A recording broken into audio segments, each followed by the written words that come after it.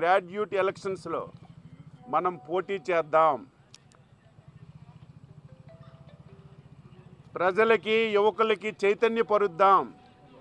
తప్పనిసరిగా మనం గెలుస్తామని చెప్పి మేము అధికారం లేకపోయినా మాకు భయపెట్టిన 2023వ సంవత్సరంలో 3 గ్రాడ్యుయేట్ ఎలక్షన్స్కి పోటీలో పెట్టి ఆ రోజు అధికారంలో ఉన్నటువంటి ఫేక్ పార్టీని చిత్తుగా ఓడించిన విషయాన్ని ఒక్కసారి మళ్ళీ గుర్తు చేస్తున్నాను.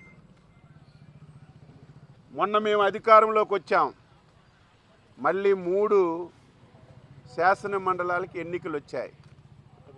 కృష్ణా, గుంటూరు, తూర్పు, పశ్చిమ గోదావరి, ఉత్తరాంధ్ర 3 జిల్లాలు. అక్కడ టీచర్సు, ఇక్కడ గ్రాడ్యుయేట్స్. నేను చెప్పాను ఫేక్ పార్టీ. ఈరోజు ఉత్తరాంధ్రలో టీచర్ ఎలక్షన్స్ ఫలితాలు వచ్చాయి. ఫలితాలు వస్తే సాయంత్రం నుంచి ఫేక్ టీవీల్లో, ఫేక్ సోషల్ మీడియాలో 9 మాసాలకే ఎన్డీఏ పార్టీ మీద ఉపాధ్యాయులకి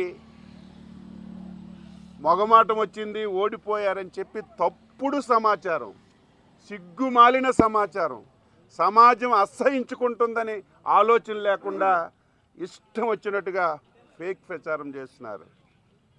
ఈరోజు 3 ఎన్నికలు జరిగితే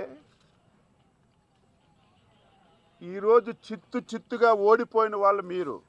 కనీసం నీ పార్టీ నుంచి అభ్యర్థులను కూడా పెట్టుకోలేనటువంటి దౌర్భాగ్యమైనటువంటి పార్టీ నీది, నువ్వు అని చెప్పి నేను తెలియజేస్తున్నాను.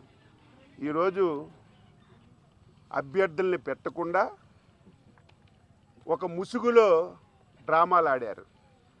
ఈరోజు ఈ 2 గ్రాడ్యుయేట్ ఎలక్షన్స్లో పీడిఎఫ్ ముసుగులో వైసీపీ ఇక్కడ డ్రామాలు ఆడింది. ఇది జగమరిగిన సత్యం.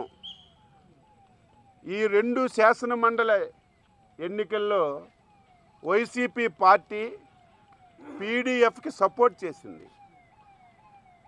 వారికి సందర్భంగా అడుగుతున్నాను, ఈ 2 స్థానాలు బంపర్ మెజార్టీతో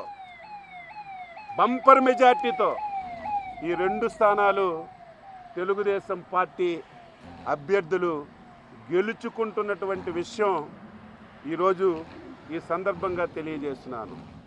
మీరు సపోర్ట్ చేసినటువంటి పీడిఎఫ్ అభ్యర్థులు చిత్తుగా ఈ 2 స్థానాల్లో ఓడిపోతున్నారు. ఇక 3వది ఉత్తరాంధ్ర ఉపాధ్యాయ ఎమ్మెల్సీ ఎన్నిక. మేము ఓపెన్గా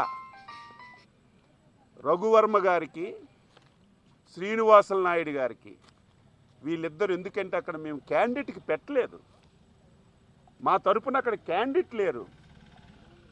అక్కడ యూటీఎఫ్ ముసుగులో వైసీపీ అక్కడ టీచర్ ఎన్నికల్లో పోటీ పెట్టింది. మేము పోటీ పెట్టనప్పటికి కూడా చాలా సందర్భాల్లో వీళ్ళు మాకు శాసన మండలి ఎన్నికలు జరిగేటప్పుడు ఇండైరెక్ట్గా మాకు సహకరించారు. కాబట్టి మేము కూడా అదే పద్ధతిలో